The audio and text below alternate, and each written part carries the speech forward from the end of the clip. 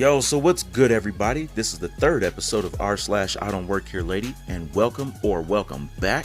I'm your host, Burnntt Toast. Now, before we get started, make sure you hit that like button, comment down below, and don't forget to hit subscribe so you know when I upload new episodes. Now, without further ado, let's get into it. This first one's entitled, Sometimes You Need to Work Here. I work merchandising gift cards at local stores. Sometimes I'm in late and the stores get busy at the check lanes. I'm always polite and talk to the people who are in line. Now this happened one Friday about 5 p.m. or so. The store was busy with people checking out, and all the lanes had at least 3 to 4 carts piled to the top in all the open lanes. I come up on a lady with 4 more kids ages 2 to 8 with the cart full to the brim. She was next in line when I hear the dreaded, "Mommy, I have to go potty." She asked her 2-year-old, "Can you wait? Are you sure?" 2-year-old. "Yes, I have to go really bad." I tell her, "If you take all the kids, I'll load the belt for you, but you'll have to pay." I could see the relief on her face. She grabs all the kids and heads off to the restrooms. Not much longer, I'm loading the belt for her and doing my normal OCD of grouping cold stuff, box stuff, and veggies all separate so they can get bagged better. I'm about halfway through when she comes back. I continue to help her and joke about my OCD and ask if 1 bottle of wine is enough for her with 4 kids. And she was so thankful for the help. I'm sure it made her day a bit better. And she got home a lot earlier that evening so she could hit the next big battle. Next up, we have, I'd prefer not to.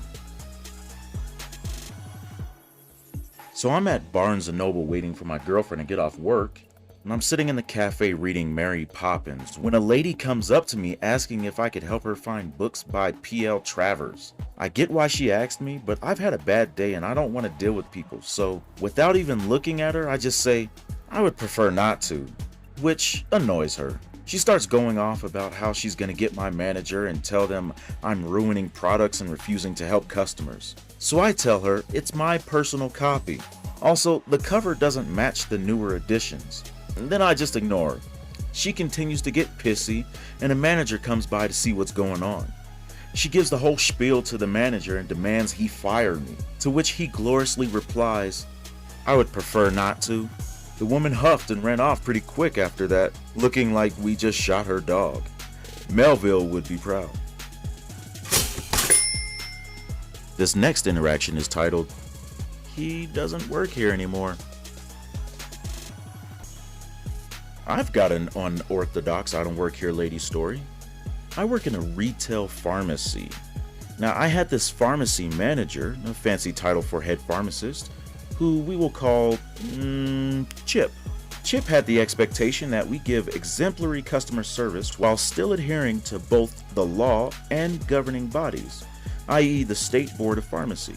This expectation had a double-edged sword. While this brought in a lot of business, it also bred forms of entitlement. His philosophy for the more difficult patients was the "a fool and his money are soon parted" adage.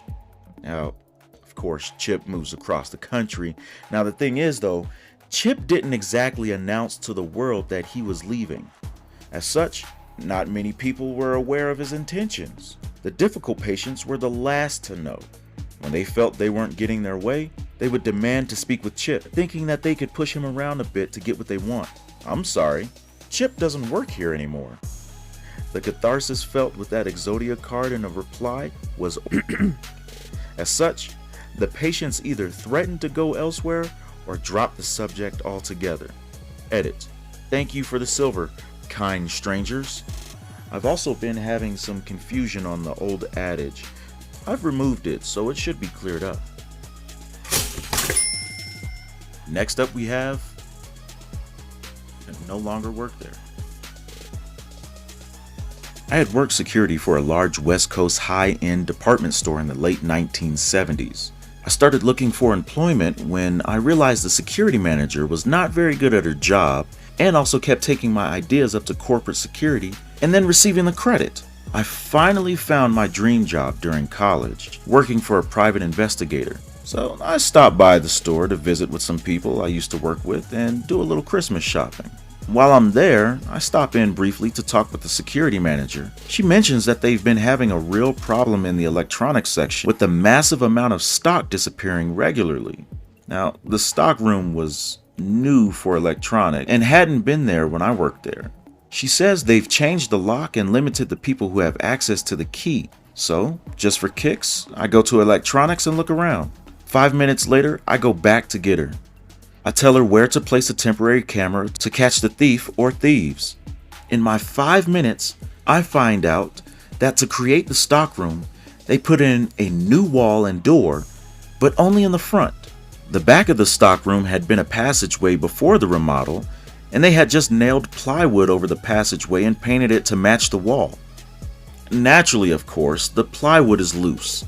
The thieves have been stealing the stock through this easily recognizable security shortcoming. I'm sure she took credit for solving the thefts. This last one's entitled, Be Aware of What's Attached to Your Person.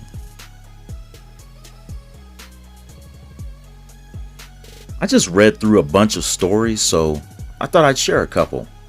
Nothing crazy, no Karens, but funny to me.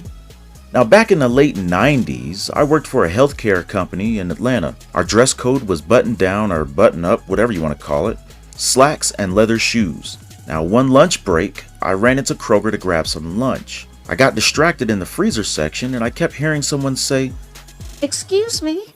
I turned around and it's a little old lady talking to me. I said, hi, and then she asked me to retrieve something from on top of the freezers. I politely told her I didn't work here, and then she asked me why I was wearing a badge.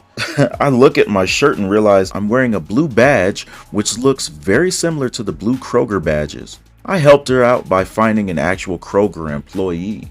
Now, fast forward to 2018 and I'm doing the weekend dad fixed crap in my house. I run to Home Depot to quickly grab something I needed.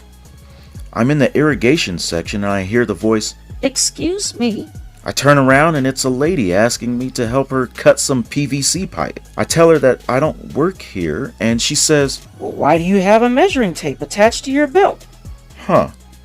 Well, I had been measuring stuff all day at home and I guess I forgot to take it off. Of course, I helped her find a real employee, which we laughed about that one. Well, that's it for today, everyone. Thanks for listening to this episode of r/IDontWorkHereLady with your host, Burnntt Toast. If you want to hear more, make sure you drop a like, leave a comment down below, and tell me what you think of my content so far. Don't forget to share and subscribe and hit the notification bell so you can stay up to date on my latest installments. Thanks again, and see you on the next one.